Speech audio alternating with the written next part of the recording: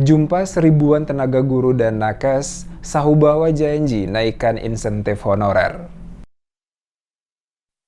Penjabat Bupati Maluku Tengah, Rakib Sahubawa memastikan akan menambahkan insentif honorer baik para guru maupun tenaga kesehatan di Maluku Tengah. Demikian disampaikan penjabat Bupati Maluku Tengah, Rakib Sahubawa, di hadapan seribuan lebih tenaga kesehatan dan guru yang hadir dalam tatap muka pada Senin 2 Oktober 2023 di Gelanggang Olahraga Kota Masohi. Rakib Sahubawa mengatakan alasan menaikkan insentif tenaga non-ASN merupakan hal yang dilakukan karena ada tenaga honor guru maupun nakes hanya diberikan gaji per bulan 200 hingga 500 ribuan. Untuk itu, selaku penjabat bupati berencana menaikkan gaji non-ASN khusus bagi tenaga guru dan tenaga kesehatan. Walaupun tidak menyebutkan angka nominal kenaikan gaji yang dijanjikan bagi para tenaga guru dan tenaga kesehatan non-ASN yang ada di Maluku Tengah, namun Sahubawa memastikan akan memenuhi apa yang telah dijanjikan dirinya agar para tenaga guru maupun tenaga kesehatan menambah hasil dari kerja mereka. Kesempatan tersebut, Rakib Sahubawa juga berharap dari kuota 1.214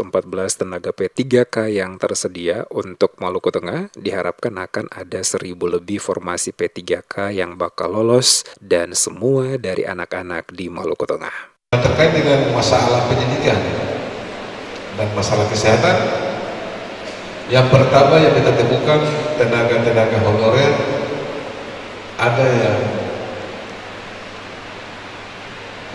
besaran gajinya itu ada 500.000, ada 200.000, bahkan tidak ada.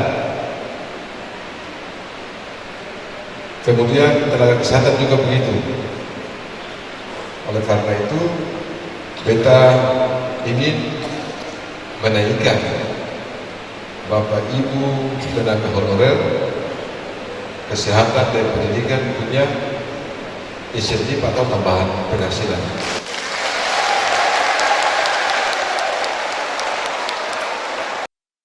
Lebih lanjut dikatakan Sahubawa ada persoalan yang sampai saat ini perlu dicarikan solusi penyelesaian, yakni melakukan pemerataan tenaga kesehatan maupun tenaga guru pada seluruh wilayah di Maluku Tengah. Hal ini telah disampaikan dirinya pada beberapa kesempatan saat mengadakan pertemuan bersama dengan para tenaga guru dan kesehatan di sejumlah kecamatan di Maluku Tengah, yakni dirinya menawarkan dua pilihan, yakni distribusi guru dan tenaga kesehatan atau menggunakan sistem rolling setiap 3 bulan. Langkah ini, kata Sahubawa, dilakukan guna meyakinkan pemerintah pusat agar kedepannya Maluku Tengah bisa kembali mendapatkan jatah penerimaan PNS karena selama ini pendistribusian guru dan tenaga kesehatan dinilai tidak merata dan hanya berfokus pada wilayah-wilayah tertentu di pusat kota.